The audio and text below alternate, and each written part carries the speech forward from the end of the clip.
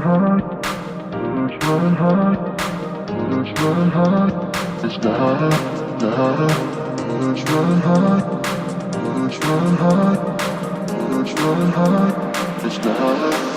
Fala galera, bem-vindos ao Zupcast, o podcast que traz para vocês os bastidores, opiniões e novidades feito por Zupers apaixonados, pirados e hypados por tecnologia e inovação. E antes de me apresentar, não se esqueçam de seguir o nosso Zupcast nas plataformas de áudio e no YouTube para acompanhar os próximos episódios e também as nossas redes sociais no @ZupInnovation. Meu nome é Lígia Vasconcelos e eu já estive com vocês no episódio sobre como a Zup faz produtos digitais, falando por lá sobre lasanha e produto. Se você quer saber como uma coisa se conecta à outra, é só correr lá e escutar o episódio depois desse daqui. Mas hoje nós vamos falar sobre como a Zup faz growth. Então, solta a vinheta e bora começar.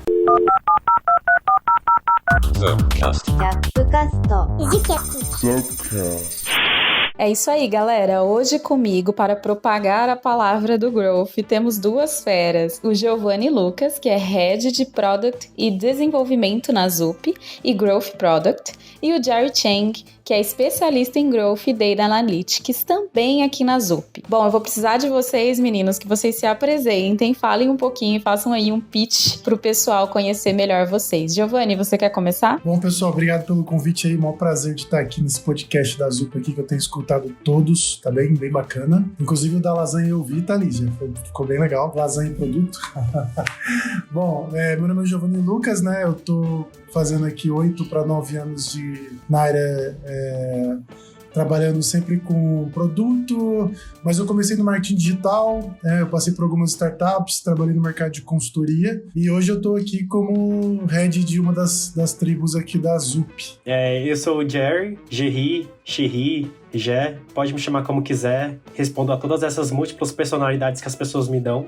Já trabalhei com uma parte de coisa na vida, desde treinamento até marketing digital. Eu tô na Zup há uns 2 anos, eu entrei para trabalhar com análise de dados e agora tô liderando o time de Growth, e eu amo todos os assuntos relacionados a Growth e a produto. Esse povo aqui é incrível, gente. Tô muito feliz já de ter vocês dois aqui, poder aprender um pouquinho com vocês e a gente contribuir aí pra cultura de Growth pra todo mundo que tá escutando a gente.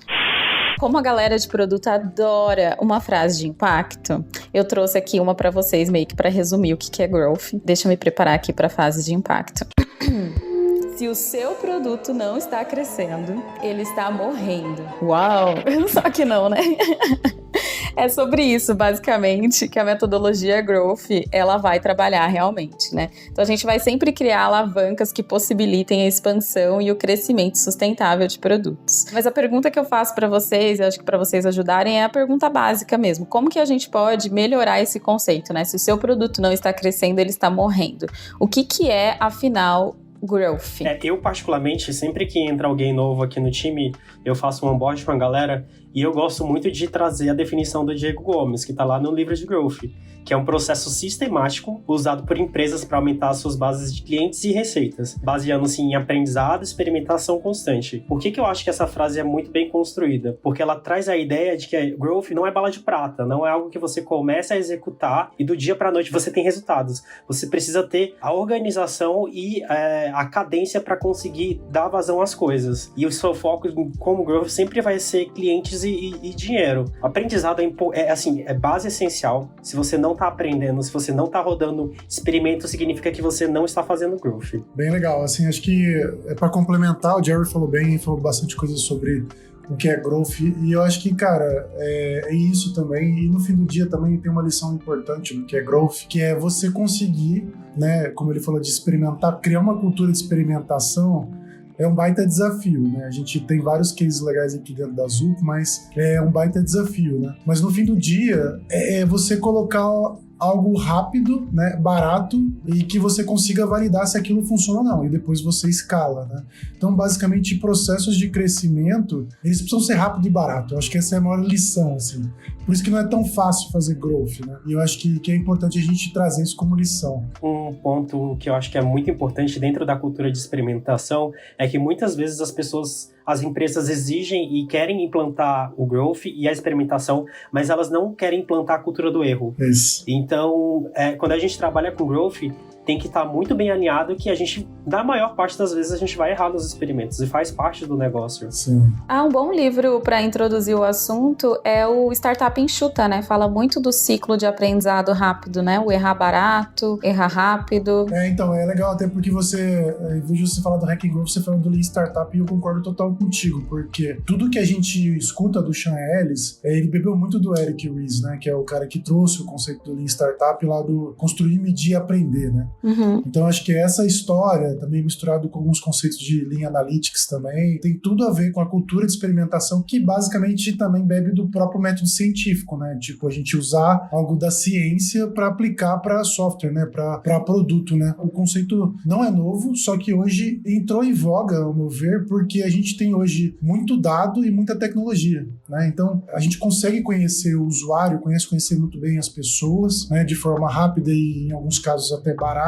E a gente tem possibilidade de tecnologia para conseguir integrar um produto no outro, né? Conseguir criar produtos melhores. Então, acho que e até também desenvolver de forma mais barata também, né, do que, sei lá, 10 anos atrás, né? E isso aí traz um caminho, né? Um caminho para poder experimentar, né? Que nem o Jerry falou, cara, as pessoas não querem criar aquele clima de erro, né, cara? Mas assim, no fim das contas, se você errou primeiro do que o seu concorrente, quer dizer que você tá correndo mais do que ele também. Total. Você já sabe o que dá certo e o que dá errado, né? E até dentro do conceito que o Giovanni trouxe, da questão do método científico, né? O quanto a hipótese ela é importante, ela já traz essa noção, ela é uma hipótese, ela não é uma certeza. Exato. Eu costumo falar, né, que eu dou aula de growth na FIAP também, né? Eu não falei dessa parte aí que eu até esqueço às vezes, mas é mó legal, assim, eu dou uma turma lá de growth na FIAP, e uma coisa que eu falo, assim, logo no começo da aula é que como se a gente entrasse na era do fim da Big Idea, né? Tipo, se você se formou em publicidade ou em marketing, falava-se muito, assim, há muito pouco tempo, inclusive, da tal da Big Idea, né?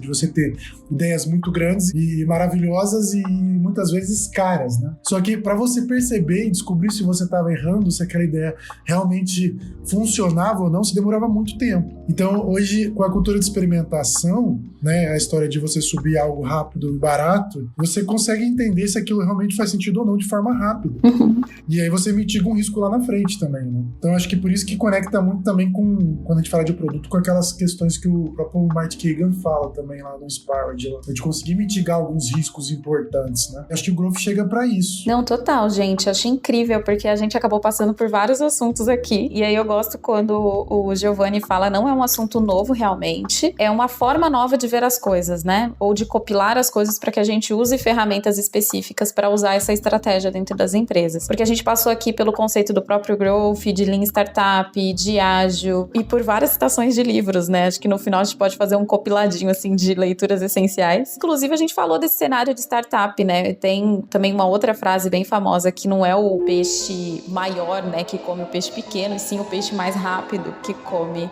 o peixe mais lento, né? Mostrando aí esse cenário de velocidade, de iteração, que a gente precisa sempre pensar em crescimento sustentável e aprender de maneira rápida e ágil. Eu fiz 2 tatuagens recentemente, que é uma baleia e uma piranha, que é exatamente por causa dessa metáfora aí, né? A história da piranha, que ela corre mais rápido.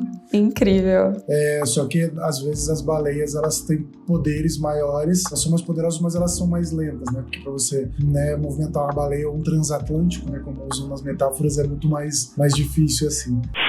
E aí isso me veio muito na cabeça a cultura da própria Zup, né? Que é a cultura de erro mesmo, né? Que muitas empresas falam, mas poucas praticam. Mas eu gostaria de saber de vocês se a gente consegue ter um cenário, talvez o Giovanni que tá mais tempo na Zup, de como a área de Growth surgiu, como as pessoas começaram a ser contratadas, ou como que esse contexto nos clientes da Zup é apresentado. Eu tô na Zup há quase 2 anos, né? Também a Zup fez 10 anos agora, né? Então eu tô num quinto da história da Zup aqui, mas assim, eu cheguei numa época que a gente tinha uma estrutura específica de growth, que a ideia a princípio era que a estrutura pudesse atender vários clientes, né? Um abraço aí pro Caio Jardim, Vini Souza, os queridões aí que começaram a área aqui na ZUP e foi muito legal, o tanto que a gente aprendeu com essa área, né? A gente conseguiu rodar vários até meetups, criar uma comunidade muito bem conectada e atender vários clientes. Depois o modelo mudou um pouquinho e o Growth ele acabou se tornando não uma área à parte, né? Ele se tornou núcleos de Growth, né? Dentro dos clientes, né? Como temos eu aqui, né? A Lígia e o Jerry, cada um atende um tipo de cliente e a gente fica basicamente focado dentro desses clientes, né? A gente não está ligado numa área em comum, né? A não ser pela ZUP, né? Mas aí a gente está dentro da área de Growth dentro dos clientes. Eu estou atendendo já o mesmo cliente praticamente desde que eu entrei na ZUP e eu acho que é muito interessante, e até já vou entrar falando de como Growth tem a ver com produto, né? Se você pegar até os primeiros cases de Growth, quando nasceu o termo ali com o Sean Ellis em 2010, a ideia é que os cases eram na maioria dentro de software, né? Dentro de produto, né? E hoje, né, desde que Growth chegou no Brasil, bombou e tal, nos últimos, 5, 6 anos, essa história veio muito em cima de marketing, né? E aí, agora que, nos últimos 3, 4 anos que está se conectando muito mais a software, né? Então, você consegue criar, de repente, ali 10% do seu backlog para colocar uma cultura de experimentação, né? E aí, o que eu tenho aprendido, né? E que tipo de estrutura de entrega eu tenho feito, né? Eu falo que para trabalhar Growth, você pode trabalhar uma área de conversão, né? Onde você foca em aumentar a conversão do seu produto, né? E uma outra área que eu chamo de evolução, que é basicamente, cara, o que você consegue mitigar para entender se uma funcionalidade faz sentido dela entrar no ar ou não. Daí você pode fazer um teste AB, você pode colocar uma feature fake, uma feature toggle, né, para poder validar se colocar numa parte de 10% dos seus clientes e depois ir escalando essa feature. Não necessariamente essa feature vai gerar crescimento para você, mas você pode ter um viés mais focado em conversão. Quando você foca em conversão, aí você tá trabalhando Growth, ao meu ver, né? Mas é claro que também a gente tem que passar daquele, vamos chamar de vale, né? Que é a parte do Product Market Fit, né? A gente estava até falando aqui no começo que se tem um produto ruim, não tem como você escalar, não tem como você fazer Growth para produto ruim, né? Então, por isso que é importante entender o conceito do Product Market Fit, né? Que no fim das contas o Product Market Fit tem que estar sempre provando esse Product Market Fit, né? Mas basicamente a partir do momento que o seu produto para em pé, que ele está num cliente que gosta do seu produto, né, e é um produto que entrega valor e ele para em pé em questão de receita, pelo menos no comecinho ali um pouquinho, né, a sua retenção está legal, aí você já pode pensar em escala. Aí você já pode priorizar alguns canais, de repente usar um Bullseye Framework, né, que a gente usa bastante aqui na ZUP, e por aí vai, né, cara. Aí criar backlog, trabalhar com cultura de experimentação. Tem usado muito os conceitos ali da Teresa Torres, né, do Solution Tree ali, entre outras coisinhas aqui, processos que a gente acaba inventando dentro de casa, né, gente? Ah, total, a gente inventa muita coisa. Eu tô há 1 ano e 5 meses na ZUP e, assim, é um processo totalmente... assim, a gente tem a mesma mentalidade, né, Jerry e o Gil e eu, em relação a Product Growth, mas a gente vê que dependendo do nível de maturidade ou do nível até da própria entrega de produto do cliente, a gente tá em alguma etapa diferente. E aí, Jerry, eu acho que poderia ser interessante, já que a gente falou, assim, desse histórico de como a gente meio que trabalha aqui dentro da ZUP, saber como você trabalha e também como que você migrou de Data Analytics, né, que é até uma migração comum, né, ver o pessoal de Data Analytics envolvido cada vez mais com Growth. Como que é essa experiência para você? Eu já tinha um histórico com marketing, né? Então, a maior parte da minha vida eu trabalhei com marketing e tá muito ligado ao que o Gil falou, assim. Growth, quando veio pro Brasil, tava muito relacionado a marketing. E aí foi até muito engraçado, porque a gente começou com uma squad de Growth, que aí essa squad de Growth, ela parou de existir temporariamente, e aí eu falei, não, pera ainda, gente, acho que chegamos no momento que precisamos retornar com a squad de Growth. E aí foi quando eu comecei a organizar e estruturar para que a gente voltasse com essa galera. E aí veio muito nessa linha. A gente acabava muito fazendo ali a compreensão do produto e tentando trabalhar como que a gente conseguia fazer melhores incrementais ali, entregar cada vez mais valor para o produto crescer, gerando muito experimento para o backlog. Por incrível que pareça, a gente não começou pela veia de marketing, que é muitas vezes por onde as empresas começam growth, né? A gente realmente começou ali muito colado no produto. E até acrescentar essa parte do Jerry, que o Jerry, como ele veio de produto, é muito legal, porque tem uma parte que até eu falo que é um pouco mais nerd, assim, que as pessoas têm um pouco pouco de preguiça, que é a parte de estatística, né? Então, você colocou o experimento no ar, tu tem que manjar um pouco de estatística, né? Eu acabei até curtindo um pouco essa área aí, entendendo um pouco ali da análise bayesiana, que é o básico do teste AB, mas pensar muito em significância estatística, né, que a gente fala bastante nisso aqui. Então, acho que é legal por ter vindo de dados que ele traz essa cobertura, né, essa parte que às vezes a galera não gosta muito, não. Até por isso que talvez eles preferem ficar em marketing, porque às vezes você não precisa pensar em amostra, nem sempre a galera roda experimentação, né? É legal que, no nosso caso aqui, isso é bem vivo, né? A minha relação com estatística foi assim, na faculdade eu odiava, porque eu não entendia. A partir do momento que eu comecei a entender o que significa de verdade, o que estatística entrega de valor, eu falei, putz, esse negócio é legal. Mas assim, demora. Não é fácil, não. Ô, Jerry, mas como tudo na vida, se a gente não entende, a gente não gosta. Eu não entendo a berinjela, gente. Como que eu vou gostar dela? Como assim? O melhor legume da vida. Berinjela é ótimo, cara. Fazer um babaganush. Não entendo ela, eu preciso entendê-la. Esse contexto que vocês apresentaram do marketing, acho que ele é essencial para a gente entender realmente o growth, né, e a mentalidade e a cultura, como transformá-la nas empresas, né? Porque a gente tem muita métrica de vaidade que vem geralmente do marketing mesmo, né? Que são essas métricas que têm muita visibilidade, redes sociais, comunicação, é marca falando, é o cliente respondendo. Isso acaba trazendo para as pessoas, assim, os stakeholders da organização, esse ego, né, em relação ao crescimento do produto, mas, em contrapartida, talvez ele não esteja tão sustentável assim. E aí eu queria trazer com vocês justamente essa questão que o Giovanni falou, né, que a gente tem um cenário de conversão que geralmente no funil a gente representa ele em awareness e acquisition, que é justamente esse conhecimento da marca, o que a marca faz, e a aquisição. E você tem a outra metade do funil que pensa em ativação, retenção e indicação. E aí, se vocês que estão, assim, aprendendo o growth, ou que estão ouvindo falar de growth, ou que já ouviu falar, devem ter escutado o framework chamado Métricas Piratas. E aí eu acho bacana, a gente passar rapidinho por esse funil e o que é importante growth olhar e analisar nesse funil, ou quais são as perguntas que a gente pode fazer em cada etapa desse funil. O que vocês acham? Legal. Eu sou apaixonadão, assim, né, pelas métricas piratas. Eu cheguei até a criar um canvas de métricas piratas, eu dei uns workshops para ajudar ele, a gente rodou em algumas consultorias, né, em outras empresas que eu trabalhei. Foi bem legal, consegui validar em 12 empresas diferentes esse canvas. E assim, eu acho que as métricas piratas, eu até prefiro falar métricas piratas do que falar funil, porque eu acho que não necessariamente você precisa seguir aquela ordem. Aquela ordem é linda, né, perfeita, mas também nem sempre você precisa seguir essa ordem da aquisição, ativação, né, retenção, recomendação e receita. Mas assim, para trazer um contexto das métricas piratas, ela nasceu com o Dave McClure, né, um doidão lá que era um dos founders da 500 Startups. Cara, assim, isso é bem dentro do que você falou, né, Lígia? Tipo, é o contrário, eu sempre falo, é o contrário das métricas de vaidade, né? Porque são métricas que o pessoal chama de acionável, né? Métrica acionável é uma métrica que ela realmente demonstra uma conversão que está muito mais próximo de receita, no caso, né?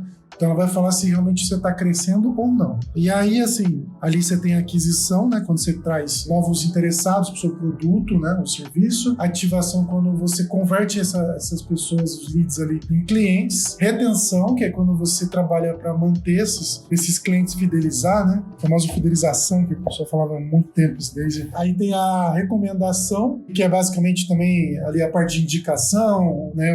Você pode trabalhar member at member, você pode trabalhar algumas coisas relacionadas à gamificação. E por fim tem a parte de receita, que está muito dentro de, cara, como que você pode ganhar mais dinheiro com o seu cliente, né? Então, tipo, o que dá para trabalhar de cross-selling, de upselling? E para mim, as métricas piratas, elas são uma forma do seu produto crescer de forma holística, né? Uns 2 anos atrás, o pessoal lá da Growth Hackers lá de São Francisco, né? O pessoal da comunidade toda ali do Shine, nas conferências falava muito sobre Holistic Growth, que é basicamente a galera parar de ficar pensando só em aquisição, né? Tipo, a gente quer botar lead pra dentro, mas se você pegar algumas startups do Vale, a galera no geral, a métrica de retenção é importantíssima, né, cara? Se você só fizer aquisição e ativação, tu pode estar gerando um churn a longo prazo, né? Principalmente se for uma empresa de recorrência. Então, a métrica de retenção é extremamente importante. Eu acho que, engraçado, porque as métricas piratas acho que até deveria ser mais comentada do que é hoje. termo métrico de piratas, vocês sabem por que é piratas, né? Só por causa do acrônimo do AAARR, que ele chamou de Isso é bizarro, é uma piada pronta, né? Mas é só por isso que chama pirata. Sempre espero alguém fazer isso, mas é só pela graça. Eu lembro que durante o projeto, no planejamento estratégico, foi um ponto que eu bati muito. A gente não pode ficar olhando só para as métricas de vaidade. Então, a galera, quando você vê o pessoal vindo de mercado, o que se fala? Número de usuários. Pô, eu quero crescer o número de usuários, mas o que isso te diz sobre a tua base, sabe? As pessoas estão usando o teu serviço, elas estão se fidelizando. E aí eu bati muito de frente e falei, olha, beleza, da porta pra fora, a gente fala pra galera sobre o número de usuários. Da porta pra dentro, a gente olha outros tipos de métricas. Com certeza, porque assim, não sei, você tem uma operação de uma diretoria de inovação dentro de um projeto X. Você sabe que esses diretores, eles vão estar preocupados com algumas métricas de vaidade. Então, assim, elas vão ser úteis pra você conquistar os seus stakeholders. Mas da porta para dentro, você tem que ter consciência total de que aquela informação não te dá muito subsídio para o crescimento do seu produto. Então, assim, se for usá-la, gente, use com consciência, com moderação e saiba dentro de você que aquilo é uma métrica de vaidade. Mas é necessário que a gente olhe para outras métricas, que a gente sabe que vai fazer muito mais diferença dentro do produto.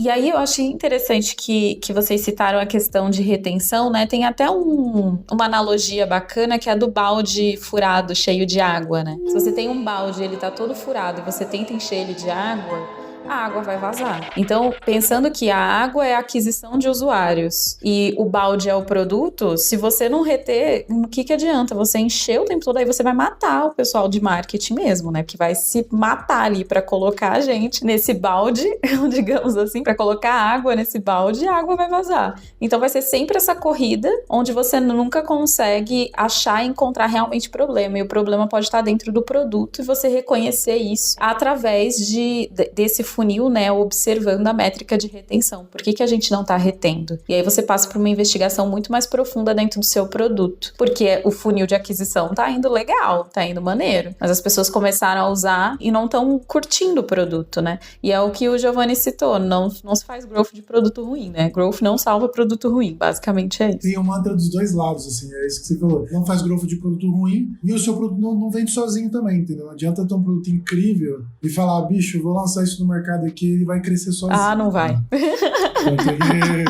Então não é porque um produto incrível, não é porque você criou um aplicativo que você aperta um botão e chega um carro pra chegar, que se você não fizer um bom você precisa fazer um anúncio decente, você precisa achar os clientes ideais. Exato. Você precisa investir muito dinheiro. Dá uma sofrida antes, né? Mas tem que passar por esse vale aí, realmente. Se fosse fácil assim, tava todo mundo com empresa de sucesso, pois né? Quantos unicórnios a gente não teria mais no Brasil, né, Jerry? Exatamente. O Facebook não ia ganhar dinheiro com ads, né, gente? O Google também não. Então, assim, todo mundo precisa de anúncio. Pois é, demais. Bom, a gente falou um pouco sobre o que é growth, a gente falou dessa visão holística de growth, que agora acho que a gente pode falar um pouquinho mais sobre o profissional que atua na área e se existe um time ideal, né, para rodar growth. O Jerry tá rodando growth com um time bacana, Jerry, se você quiser jogar na roda aqui. Eu acho que assim, sendo bem sincero, um time ideal é o time que faz sentido pro momento que você tá. Até antes de montar o time aqui dentro, eu fiz uma série de benchmarks, conversei muito com várias pessoas para entender como que o mercado se posicionava na estruturação do time. Daí eu dei uma olhada para dentro de casa e falei, putz, acho que muitas coisas do que o mercado tem aqui, talvez a gente dê para fazer um pouco de diferente. Então, é muito comum você olhar para o mercado, por exemplo, e você ter um UX, /UI, ter um desenvolvedor para você conseguir dar vazão ali aos experimentos. A gente estava tão colado como time de growth em produto que a gente conseguia realmente priorizar e organizar todos os nossos experimentos dentro do backlog de produto, sabe? Então, a gente não tinha necessidade de ter um desenvolvedor dentro do time de growth. A gente, nesse momento, tem um visual designer, que é para conseguir dar vazão às campanhas, toda a parte que a gente necessita ali. A gente tem um analista de dados, acho que é essencial a gente ter esse papel dentro de um time de growth para entender como que as coisas estão performando e para onde a gente pode ir, quais são as oportunidades que surgem. E a gente também tem um UX Writer, porque pra gente a parte de conteúdo é muito importante. Cara, hoje lá dentro da estrutura que eu tô, a gente não tem um time dedicado, assim, bonitinho, como o Jerry falou, até porque, como ele disse, a gente tá num momento diferente, assim, né? E também um escopo diferente, enfim. Lá, o tamanho da tribo, tá? Tipo, são 100 pessoas. São 16 squads. Dentro dessas squads tem pessoas que têm skills de growth. Eu não tenho, na real, assim, uma pessoa, um growth hacker lá dentro da minha tribo, mas tem várias pessoas que têm skills de growth que a gente tem processos específicos para rodar experimentação, para pensar em escala, para aumentar a parceria, trabalhar alguma integração específica que vai melhorar, né? Então, acho que, como o Jerry falou, depende do momento, né? Você está começando, eu gosto de falar qual que é o MVP, né? O MVP de time para growth, né? Então, o cara começou uma startup agora, né? Já trabalhou, já provou o Product Market Fit e, cara, uma pessoa que consegue fazer uma análise de dado rápido e uma extração de dados rápido vai te ajudar bastante, né? É legal também ter uma pessoa que vai te ajudar a melhorar o seu conteúdo, né? Se for um produto que tenha um fluxo, uma jornada boa, grande de conversão, é muito legal trazer um UX-Writer, como o Jerry disse, porque é uma pessoa bem focada, até quase que um nível mais técnico, assim. O que mais? Eu acho que, é claro que uma pessoa de mídia também é importante, é super relevante, né? Hoje a gente fala muito de trabalhar com mídia, né? Um gestor de mídia entender também, eu acho que são áreas que eu acho que é até legal você tentar trazer uma pessoa muito mais especialista do que generalista, né? E aí entra outras coisas, né? Por exemplo, tem escopo de SEO também, que eu acho que dependendo da área que você trabalha, uma pessoa que vai te ajudar com alguma integração ou outra. Hoje, para montar um time de growth, eu gosto de ter um front no time, assim, né?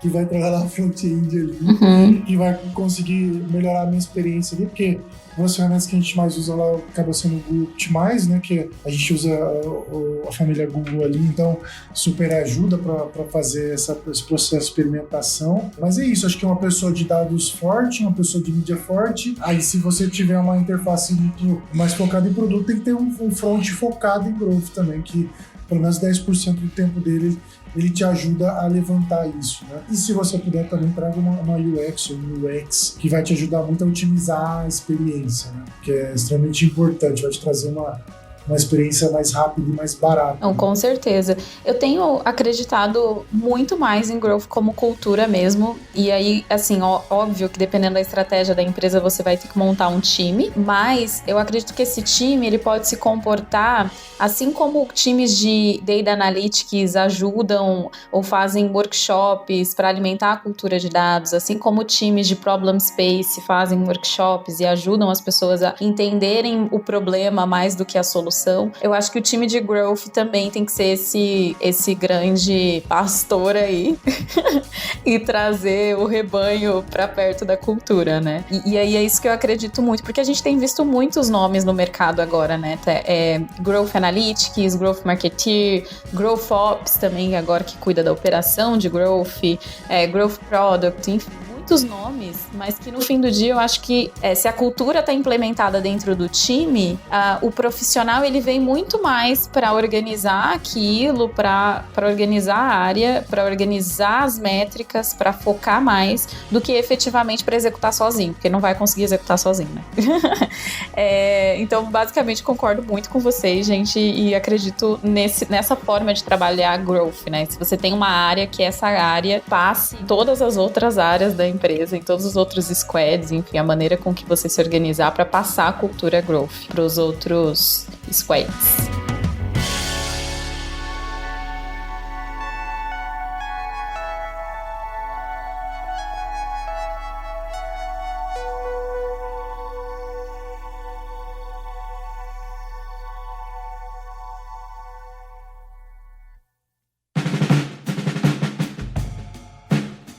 A gente atua de maneira bem diferente. E eu queria saber um pouquinho agora da rotina de vocês. Existe alguma rotina para growth acontecer?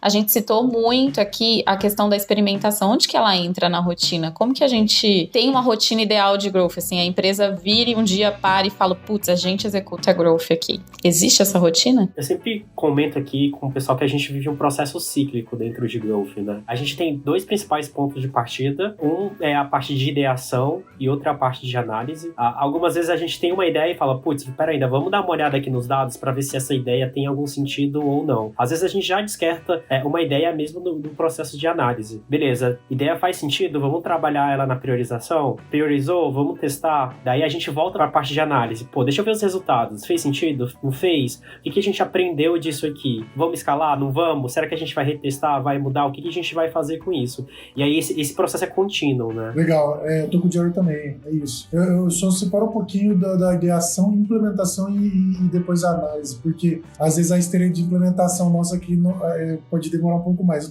Eu faço tudo para reduzir ela, né? Porque, enfim, já consegui colocar 2 experimentos em 15 dias, acho que foi uma coisa legal. E acho que um número legal que a gente teve aqui foi colocar 25 experimentos em um ano. Show! Do tamanho da estrutura que a gente tem aqui, pensando em corporação, né? Foi um desafio legal, assim.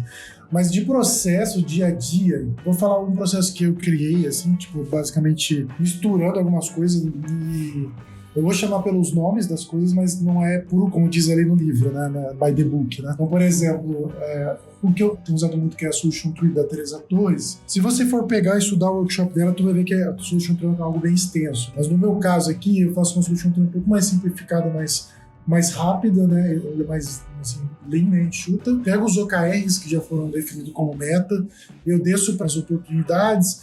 Aí, dessas 3 oportunidades, elas podem ser as oportunidades que foram priorizadas também em Bullseye, tá? Tipo, baseada nos canais. Ou pode ser oportunidades gerais mesmo, sei lá, parceria, dados, e a terceira coisa pode ser explorar uma parte de mensageria, e-mail marketing, push notification, né? Depois disso, eu jogo numa CSD. É uma coisa meio maluca do que eu faço aqui.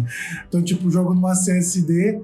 E aí eu tenho feito na CSD, CSD, para quem não conhece, é uma matriz chamada, uma matriz muito usada por UX, a galera em geral usa, que é basicamente você separar quais são as certezas, as suposições e as dúvidas, né? Então, CSD ali, e aí dentro de cada uma dessas siglas, na certeza eu chamo de estruturante. As dúvidas eu chamo de riscos, né, que é até no final, e no meio, a suposição, eu chamo de hipótese.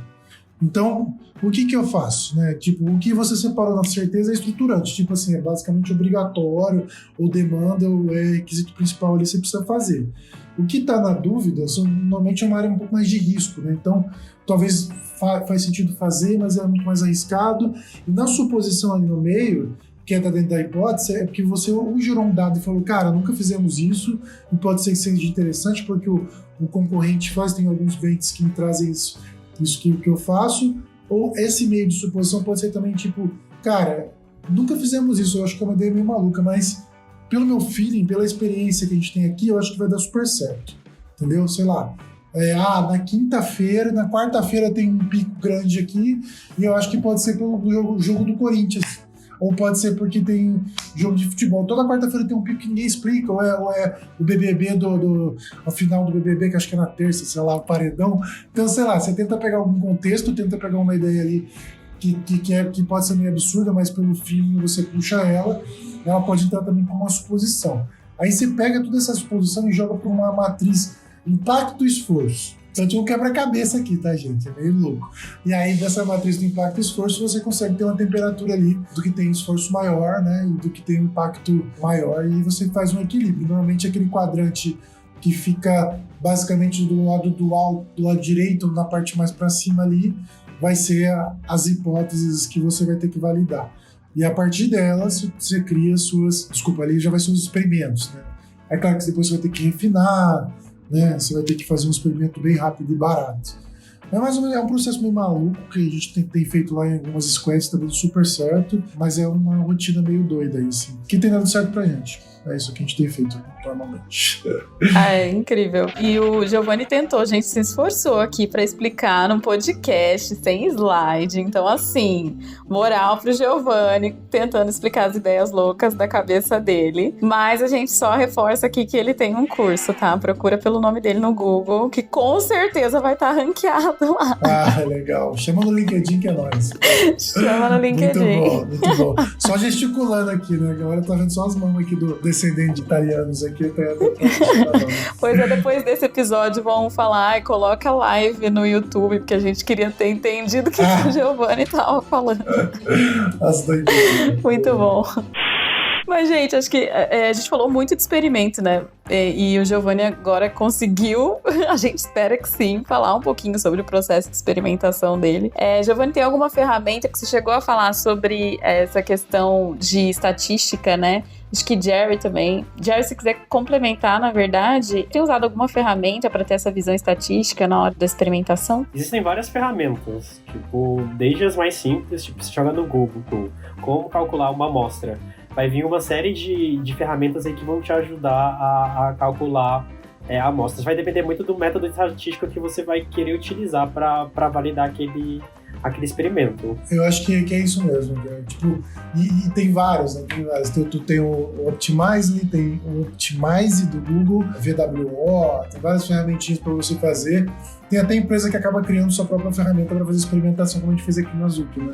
A gente tem uma ferramenta chamada Charles, né? Que ele ajuda a fazer o que a gente chama aqui de deploy in circles, né? Basicamente, você criar ali algumas versões e botar elas para entender qual performa melhor, né? De ferramentas em geral, a que eu mais uso hoje é uma ferramenta que ela é muito nova, muito moderna, chamada Planilha. Eu ia até falar, gente, vocês estão muito chique, ninguém usa Excel, eu tô com vergonha eu de mim. adoro Excel, eu adoro. Eu até falo que pra você ser uma pessoa de growth muito boa, assim, você tem que manjar de Excel, tem que pelo menos gostar, entender. Cara, Excel é lindo, maravilhoso. Só que eu tenho gostado muito do Airtable, né? É uma ferramentinha legal para você criar um bom fluxo. Foi uma indicação do Vini Souza, beijão Vini Souza. Eu reclamei muito quando você me indicou essa ferramenta, hoje eu amo ela, você sabe disso. É o famoso chutou o balde e foi buscar. Eu adoro também essa ferramenta. Exato. O Airtable não é uma ferramenta mágica, não traz nenhum hack, assim, que nem a galera fala, mas ele é uma ferramenta, ele basicamente, eu falo que é um Excel com superpoderes ali. Então, os filtros que ele permite você fazer te ajuda muito para que você faça uma parte muito chata de growth, que é a documentação. Mas muito importante. Porque, no fim das contas, é você entender o que deu certo e o que deu errado. Né? E se você documentar bem, você consegue não repetir os mesmos erros, né?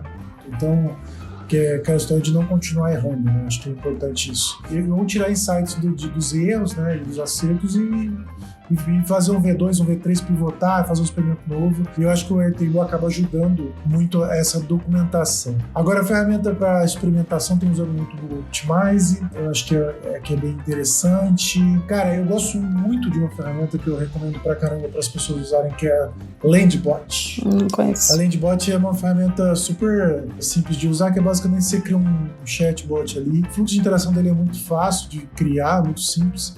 Dá pra você criar um fluxo de conversação interessante. E dá pra você deixar aquela parte meio chata, né, que a gente usa muito aqui em Marketing Growth, que é formulário. Deixa o formulário um pouco mais interativo. O Landbot é ótimo pra você criar qualquer MVP. E tem outra também ferramenta que eu uso, até para uns projetos pessoais, que também não é muito conhecida, não é muito queridinha, mas eu vou fazer até propaganda aqui de graça, que é a Page Lovers. Page Lovers você paga R$77 e tu consegue criar uma landing page muito rápido, assim.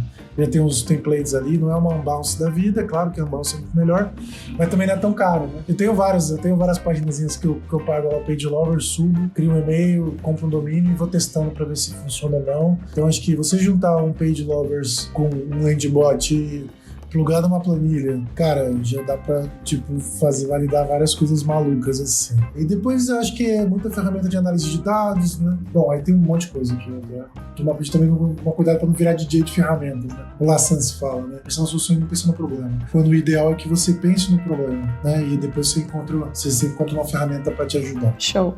Uma coisa que eu ia comentar é que em algum momento o Gil falou sobre as ferramentas da Zup, né? A gente tem começado a implantar aqui no projeto o Charles e o Beagle, que eu acho que é um combo maravilhoso pra gente rodar a experimentação. Foi muito engraçado, assim, quando a gente começou a colocar no ar, assim, foram milhões de ideias, a gente conseguiu fazer experimentos muito legais e o negócio vai crescendo assim exponencialmente, sabe? Tipo, tudo que vem na sua cabeça fala, puta, dá pra fazer com a ferramenta, dá muita flexibilidade, assim, pra rodar experimentos. É realmente muito incrível. E as pessoas podem encontrar essas ferramentas da Zup? Pode. Inclusive, eu sempre falo, né, que faço propaganda desses produtos nossos porque eles são open source, né? Isso que é muito legal. Então, a galera que desenvolve, né, em código aberto adora essa parte. Se você entrar no site da Zup lá, zup.com.br, ZUP, tá, gente? Eu acho que vocês estão vendo aí pelo podcast, mas Zup, porque tem vários nomes parecidos aí no mercado. Mas se você começar a entrar aqui na nossa página e tentar... Só de rolar a página, você já vai começar a ver aqui um universo de produtos que a gente tem open source. E a gente está falando aqui do Charles hoje, né? O Charles, ele faz o CD, né? Que o pessoal fala que é o Continuous Deployment, né? Que é uma prática de mercado mesmo de acelerar, né, essa questão de você colocar deploys em produção, né? Então, você consegue validar a hipótese rapidamente, de forma barata até, porque basicamente é open source, então tem gente colaborando no mundo todo, você pode utilizar, experimentar. Então, o Charles, ele é um dos nossos produtos aqui da Zup, feliz de ter um baita produto desse em casa. Inclusive, o nome Charles, para quem não sabe, aqui a gente sabe, né? Mas eu vou falar só para o pessoal, que é por causa do Charles Darwin, né? Então, porque a gente fala de evolução, né? Então, o Charles te ajuda com isso. Acho que a gente chegou até a falar da fase ideal pra gente começar a aplicar Growth, mas eu acho que vale a pena a gente retomar isso caso alguém já esteja super exciting, super empolgado, vou aplicar Growth na minha empresa, ou vou aplicar Growth no meu projeto. O que vocês acham da gente falar rapidinho sobre as fases e em qual fase é ideal a gente começar a pensar em Growth? As fases do produto. Essa foi até, não sei se vocês lembram, mas no comecinho eu falei que a gente tinha uma squad de growth, que ela parou de existir, foi exatamente por causa disso. O produto, na hora que a gente montou, a squad, na verdade, ele ainda não estava na fase de crescimento. O Gil falou brevemente, falou sobre isso, é a questão do você atingir o PMF, sabe? Você tá de fato resolvendo uma dor, o cara fala e olha pro seu produto e fala, putz, sem isso minha vida ficaria mais difícil. Nesse momento você fala, putz, eu acho que tá na hora de começar a trabalhar crescimento. De forma muito prática, eu acho que é assim. Boa, é isso mesmo. E assim, eu acho que eu até escrevi um artigo aqui no LinkedIn, de tanto que me perguntavam isso. Cara, qual é a hora certa de trabalhar com Growth? E realmente é uma dúvida importante, uma dúvida que tá em muita gente, mas é isso que o Jerry falou, né? A gente tem que correr atrás do Product Market Fit, né? Então, o Product Market Fit, ele basicamente é o momento em que o seu produto para em pé, né? Eu costumo falar que basicamente você tem um produto bom e tá no mercado bom, tem uma retenção legal. Depois desse momento, tem até uma pirâmide do que o Sean traz, que ele fala que é o Transition to Growth, né? É tipo, você se prepara para olhar as oportunidades ali e depois você faz o Growth. Então é o PMF, né? O Product Market Fit, o Transition to Growth e depois você vai pro Growth. E eu tenho uma teoria meio maluca aqui, mas enfim, também tenho um embasamento, né? Tão maluco assim. Mas eu tenho até um artigo aqui no meu LinkedIn que é qual a hora certa de investir em crescimento, né? Então, assim, depois que você chega naquela parte do growth, né? Tipo, cara, vou fazer growth agora. Qual que é o setup, né? O que você precisa começar a fazer? Aí eu separo isso aí em 3 fases que eu chamo de pré-growth, growth e keep growth. O pré-growth tu vai olhar os dados, né? Fazer o famoso tagueamento, né? Que a gente fala quando trabalha com produto, então, ou até site mesmo, né? Quando você trabalha com site, um SaaS, né? Você tem que marcar bem o seu produto onde o cara vai clicar, né? Para você gerar as métricas de forma corretamente. E aí você pode gerar, de repente, um Tableau, um Google Data Studio, etc. E essa parte é basicamente o setup, né? E você já começa a fazer uma otimização de conversão, o famoso CRO. Depois tem outras fases mais avançadas. O Growth já é uma parte que você já tem os seus dados em pé, já tem volume suficiente, você pode já começar a fazer os testes AB, o multivariado, pode já acompanhar melhor e fazer um cohortzinho legal, olhar as métricas lá que a gente chama de DAO, LAO, MAO, né, que é Daily Active Users, né, usuários ativos diários, usuários ativos mensal ou semanal, né. E por fim é a parte mais, como que eu chamo, que é o Keep Growth, que eu falo que é o Nirvana, né, como tipo, o futuro do Growth, né, tipo que é o Machine Learning, né, muita automatização, né, tu trabalhar uma gamificação mais avançada, né, em alguma interação de referral, né, de recomendação. Você pode trabalhar muito forte também a questão de upselling e aí por aí vai, né? E aí depende do montante de grana que você tem, do montante de dados que você tem, né, e o nível de retenção que você vai ter também. Esse artigo do Giovanni me ajudou muito, porque no contexto que eu tô atualmente tocando Growth, é um contexto realmente de pré-market fit, né, e foi um desafio para mim, porque quando eu encontrei esse contexto, a primeira coisa que você faz é qual vai ser o backlog de Growth nessas horas, né, mas basicamente eu acabei conversando com algumas pessoas de Growth Ops, que trabalham operação de Growth, e aí eu entendi muito essa questão do pré-Growth que o Giovanni falou, né, então sou uma profissional de Product Growth, que neste momento pré-market fit, minhas preocupações são exatamente a que o Giovanni falou. É o setup de dados, principalmente, bancos de dados, onde eu tô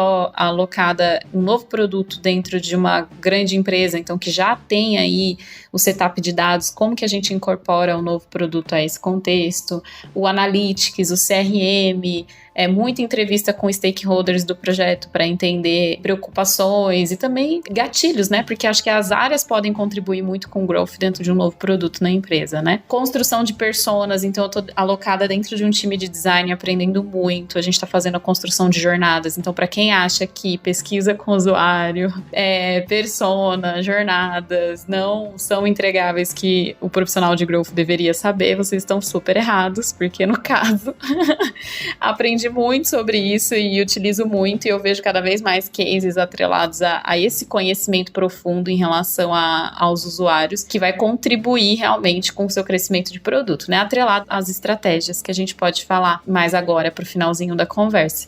Mas basicamente eu tô nesse cenário, Giovanni, bem no cenário de comunicar estratégia, de entender tagueamento, de construção de jornadas. Então, acho que estabelecer essa estrutura por um produto que está sendo lançado, e a gente tem a estratégia de go-to-market também, é importantíssima, para não ter um produto na mão do usuário sem você ter conhecimento nenhum do que vai rolar após isso, né? Não, total, é super importante essa fase do pré-growth, do growth, do keep growth e também do product market fit, né? Inclusive, essa parte do PMF que a gente tá falando tanto, eu sei que para quem não trabalhou com startup, ou para quem não, sei lá, às vezes pode ser um termo meio novo, mas tem um artigo muito legal no blog da Zup, que ele fala só sobre product market fit, né? Que é do Caio Jardim, que é um dos artigos mais completos que eu acho sobre essa questão de product market fit, né? Inclusive, ele fala de outras coisas, né, que o pessoal chama lá de solution fit, de language fit,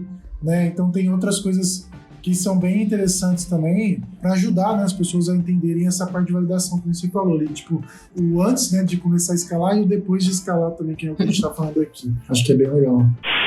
E aí, como a gente citou estratégia, acho que a pergunta final é possível executar growth sem alinhar a estratégia, tanto do negócio quanto do produto? Olha, não. Inclusive, eu acho que aqui dentro do projeto eu sou muito privilegiado, porque quando eu estava pensando na estrutura de como trazer a equipe de growth, eu já estrategicamente coloquei que a gente fosse cross. Então, por sermos cross, a gente consegue ligar muitas pontas entre as squads que muitas vezes os próprios times de produto não conseguem enxergar. Então, a gente tem uma visão de estratégia muito boa e é isso que potencializa e que permite com que a gente faça growth de uma forma muito assertiva, eu acho. Total. Não, total. Eu ia falar assim, você pode fazer, mas vai ser uma bosta.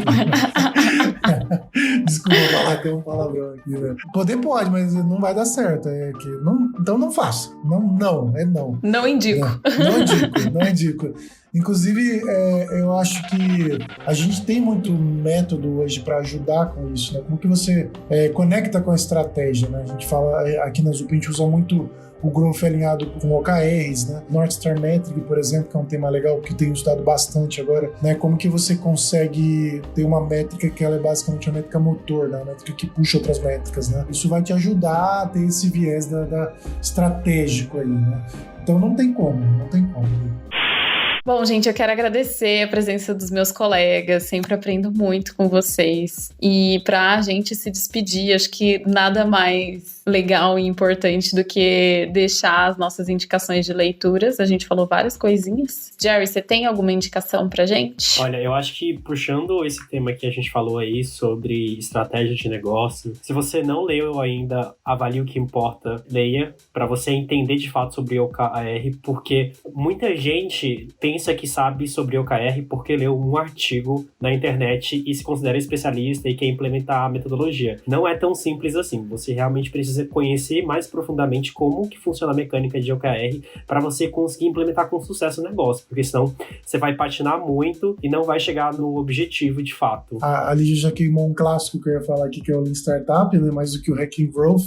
Eu vou indicar um que é o Hooked, né? Que ele só tinha inglês, agora até chegou a tradução também. É um livro bem, bem interessante de ajudar as pessoas a criarem hábitos em produto, né? É Hooked de gancho em inglês mesmo, né? É interessante porque ele bate muito com a história lá do dilema das redes lá, né? Que até tem os growth hackers num computador meio bizarro lá que eles colocam naquele filme do Netflix. Mas o Hooked, basicamente, ele vai te ajudar a criar hábitos, mas de uma forma, né? Depende muito de como você usa isso, né? Uma forma mais responsável, né? Mais responsável, melhor, né? Então, acho que se você leu o Hooked e você leu o Sapiens também, que é um clássico dos últimos tempos aí, acho que todo mundo já deve ter lido aqui, é bem bom. Maravilhoso esse livro. Esse livro é incrível, cara, porque você começa a entender melhor o próprio ser humano, né? Então, acho que, no fim, Growth, ele é esse conjunto, né? De como você conecta bem a tecnologia, né? Faz as coisas crescerem de forma rápida, mas principalmente a tecnologia conectada às pessoas, né?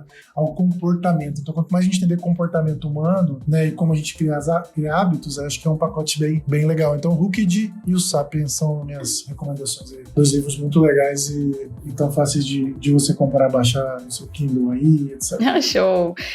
Gente, acho que eu deixo para vocês só o blog de duas ferramentas bastante famosas, assim. Eu gosto bastante de dar uma olhadinha no conteúdo deles. É um conteúdo em inglês, mas a gente sempre tem aí, né, qualquer coisa, o tradutor do Google, mas vale a pena dar uma conferida, que é o blog do Mixpanel e o da Amplitude. Eles são bem bacanas de acompanhar. Legal demais, você falou do Amplitude, inclusive tem mais um e-book aberto do Amplitude, não precisa nem colocar e-mail nem nada, que é sobre North Star Metric, que é muito legal. E eu vou adicionar também o blog da Reforge também, a Reforge é muito, muito boa. Gente, eu agradeço a participação de vocês. Vocês querem mandar beijo pra mãe, um beijo especialmente pra mim. Bom, galera, acho que é isso.